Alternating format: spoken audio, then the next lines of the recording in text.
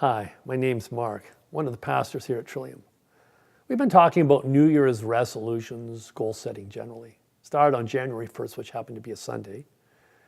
And we've been moving out over the last few weeks in reinforcing this notion of being able to fulfill or be successful with our goals or resolutions. And we've been using the work of Paul Marciano, who is a psychologist who specializes in this area. And he's written something called the 7 Keys to Success. And they're really simple, and we've talked about them over the last few weeks. Make specific goals, not general goals, specific goals. Schedule it. Schedule these new practices or goals into our lives, just like a doctor's appointment. Make our goals measurable, as concrete as possible, so we can know whether we're succeeding or failing at them. Last week, we talked about having admonishing relationships, accountable relationships, sharing our goal settings with family and friends so people can support us, encourage us in the right direction. That, the change that we often want to go about in life, that goal setting, those resolutions that move us forward in life are sometimes things we can only do in community with others. We need the support of others. And I spent some time talking about the importance of admonishing relationships. Admonishing is not a word we hear a lot about anymore, although I think we actually experience it more often than we realize. In a sense, admonishment means calling people out to their best selves, calling out people to their best selves, their better selves at least, bringing attention to what it is that person is aspiring to. It's not about wagging fingers at somebody or being judgmental.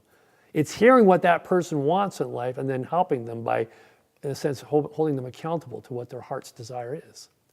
And it's really critical in growth in life that we have these kinds of relationships with one another.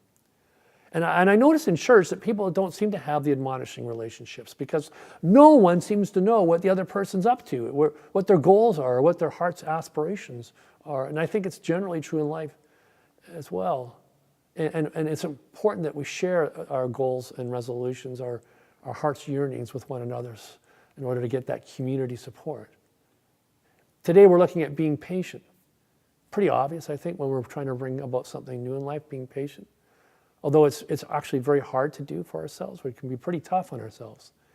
And we're a little bit naive about change. And we think it should be nice and linear and smooth, but it never is. It's always up and down, like the stock market, it seems.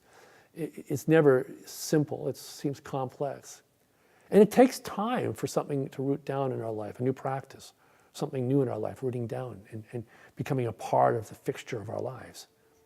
But I think waiting and patience that goes with it it has an even deeper implication for us. You see, we live in a distracted world. People don't see any value in waiting in and of itself.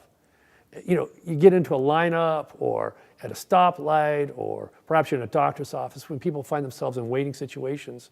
We have this wonderful device today called a smartphone that we can whip out and immediately distract ourselves. And the problem is, in the midst of this distraction, we miss out on some of the most important elements of life. That patience that we're called to in our new goals also prepares us to be present in the moment to life. That person sitting beside you in the doctor's office who's got that sad look on their face, or the person who's walking down the hall seemingly lost. If we're distracted, we don't recognize them.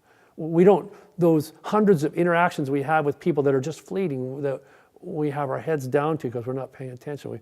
We don't seem to recognize the opportunities they offer to us. Especially in the church where we're called to be God's hands in the world, it's so important that we learn how to be present in the midst of our waiting.